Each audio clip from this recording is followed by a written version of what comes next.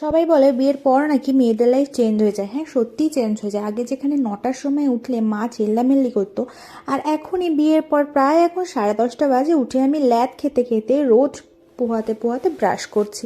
কেউ দেখারও নেই, কেউ বলারও নেই।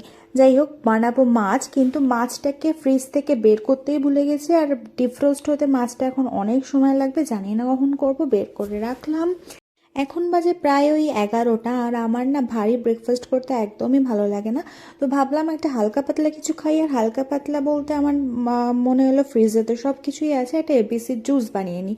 বিশ্বাস করো, এটা এত হেলদি, সেটা আমার আগের ভিডিওতেও তোমরা দেখেছো। তো বিট, গাজর আর আমি কমলা লেবুও দিয়েছিলাম, সেটা দিয়ে একটা জুস বানিয়ে দিলাম। আর উপরের এই ফেনাটা না আমি ফেলে দিই, তারপরে একটা লেবু স্কুইজ করে ওটাই খেয়ে নিই। একদম ভারী আমার ভালো লাগে না। তো তারপরে সেই একই ডিউটি, বাসন মাজা, সারাদিন ধরে যেন বাসনই মেজে যাচ্ছি।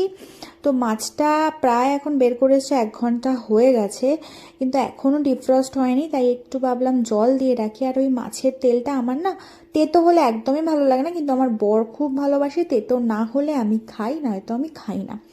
তো মাছ আজকে বেশি করব না, 3 পিসই এনাফ আমার জন্য। আসলে আজকে না বেশি কিছু রান্নার নেই, কালকের বিউলির ডাল পোস্ত করেছিলাম সেটা রয়েছে। আর মাছের ঝোল করব, আর মাছের ঝোলটা করার পর দেখানো হয়নি বা ভুলে গেছিলাম। তো তারপরে রান্না বান্না করে স্নান করে, আর আমার আজকে এত ঠান্ডা লাগছিল, আমি ভাবলাম যাই একটু রোদে যাই, একটু রোদটা পুহে আসি। তো তাই জন্যই পুজো টুজো করে ছাদে গেছিলাম। ছাদের রোদের টেম্পারেচারটা এত বেশি, 5-10 মিনিট থাকার পর আমার জাস্ট যাকে বলে মাথা ধরে গেছে। তো তারপরে চলে এলাম, তারপরেই খেয়ে নিলাম।